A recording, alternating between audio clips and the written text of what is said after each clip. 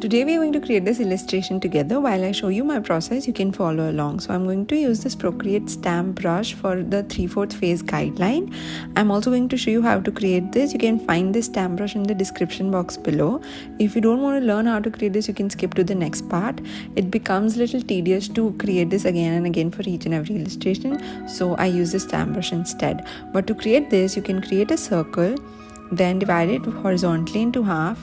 Using selection tool, I'm going to fix this because I'm never able to do that like from the center of it. After that, divide it vertically, and this is not front facing view, that is why this is the way you're going to divide it. Then you create a circle like this, and we are going to use it as a guideline to create these lines. I'm going to show you what this means. So one on the top of the circle and one on the bottom, and then at a similar distance you're going to create another line over here. From the circle you draw a line to create the face like this, and divide the circle into half vertically and continue that line to complete the face. After that, we can create the neck. You can stylize the neck however you want. You want it to look more comic-y and cartoony. You can play around with the proportions and add shadow if that's your art style, or you can do that at a later stage. Now we start off with the sketching. Now on a new layer, using HB pencil again, I'm going to using black color or whichever color you prefer, because you will have another line art layer on top. So this is not like the final one, but you're just constructing the face as of now. You're going to draw the face. Then this is basically the eyebrow, eyes, where that would come, and then this is where the nose would come. This is the hairline. Now this is just like a rough idea. You don't have to follow it to the T, since this is a stylized comic style illustration. This is the basic proportion of a face, how like an ideal face proportion looks like, but you can play around and mess around with them.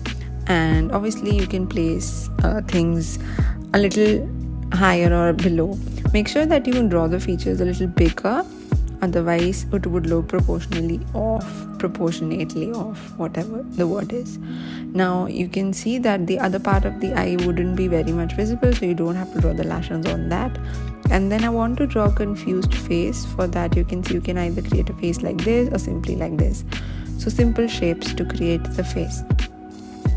After that, you can draw the ear, and this is where basically the hair would come. But before that, I'll draw the neck so that I have a rough idea of the length of the hair and all of that stuff. You can add the shadow in this step or in the next step, or that totally depends on your art style or your liking.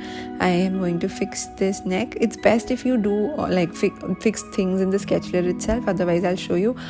Since this is a voiceover, I can tell you that I made a lot of mistakes, so I'll have to fix that on multiple layers. Now you can see that the hairline, basically the ends of the head would not go outside of the guideline. So like you can, just to show a little bounce in the ear, you can draw curved lines, and this is how I'm going to draw the curly hair.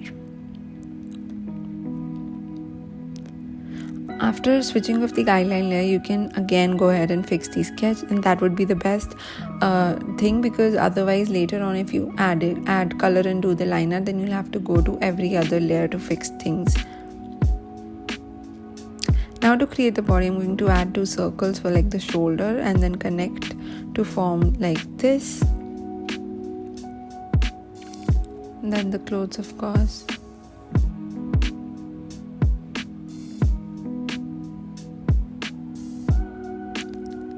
Now on a new layer, I'm also going to add this lettering piece, because if you don't know already, I love adding lettering pieces to my illustration to complete the composition.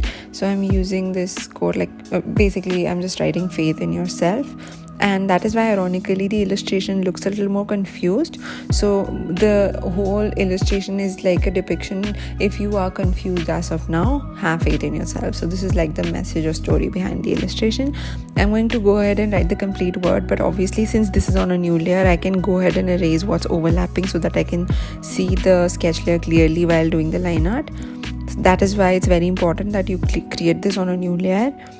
To see how like the words would be placed, I'll have to write the complete word. It's very difficult for me to create the S like this, so I'll obviously have to do the line art and fix all of that. And then I'm going to erase the remaining part that's overlapping. Basically that would be coming behind the illustration. Now on a new layer above all the sketch layer, I'm going to do the line art, but before that I'm going to see switching of the guidelines, that if I want to fix anything or not. I did make some changes right now, but later on also I realized that I had to make some changes, which you will see. I'll struggle with switching different layers, and I'll also show you a trick how to make such changes, because even though I know that we should do all the changes in the sketch layer itself, I still end up making such mistakes. So if you by chance do that, how to fix that? I decided that I should remove the ear in this one, because like hair coming on in front of the ear, so that would look a little more better. And again switching off the guideline to see if everything's looking good, and yes, this is looking good.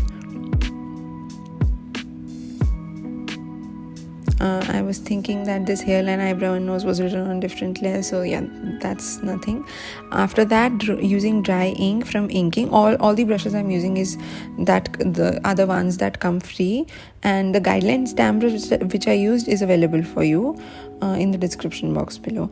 So now you can rotate the screen. Usually some people find it easier to draw towards them or away from them, so depending on that you can take the advantage of digital art. You can zoom in, move things and all of that, and do the line art. I am going to speed up this process of doing the line art, because there's nothing much I am going to talk about in this one. I'm using a brush that is tapered, so like thin at the ends and the pressure difference, but it's not very much visible.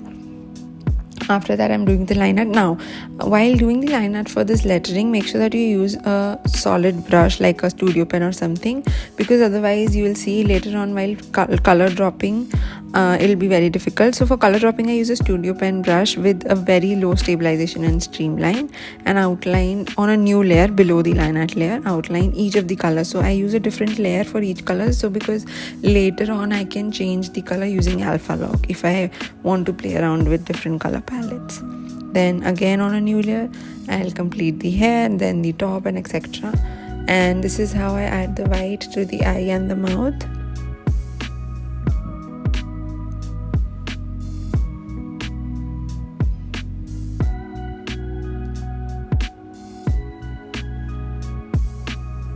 Dry ink is a textured brush. Now you can see the thing I was talking about. I thought that I should place the mouth a little higher, so I changed the line art layer, then the colored layer, then I have to remove the sketch also.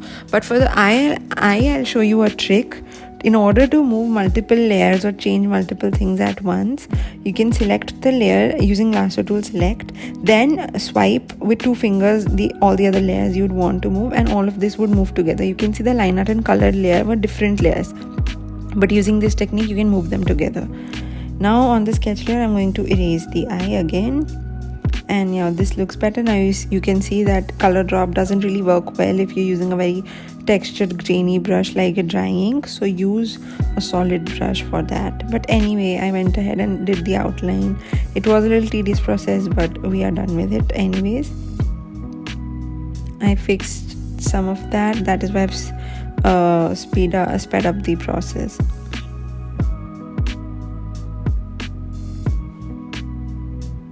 Now on a new layer, using the pencil, I'm going to add shadings like this, where there would be shadow, and to add like a comic-y, sketchy vibe, hand-drawn traditional vibe.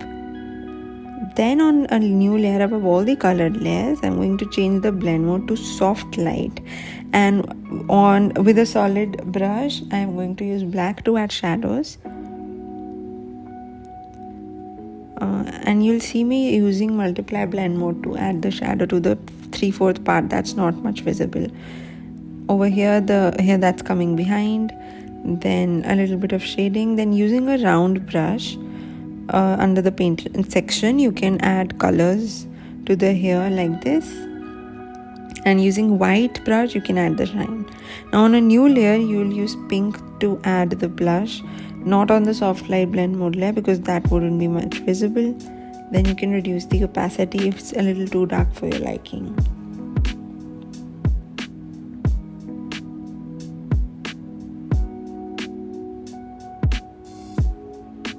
After that, on a new layer above that, I'm going to change the blend mode to multiply and select this soft lilac color. and I think I'll attach the color palette as well if you'd want to use the similar colors, but you can play around and experiment. With a very soft hand, less pressure, I'm going to shade this part of the face that's not much in the light, and just adding this textured grid below all the different layers below the colored layer and decreasing the opacity to add this comic style effect. I hope you guys enjoyed watching this video. If you did learn something new, don't forget to like it, and do tag me when you share this on Instagram. And don't forget to subscribe for more such tutorials. Thanks for watching.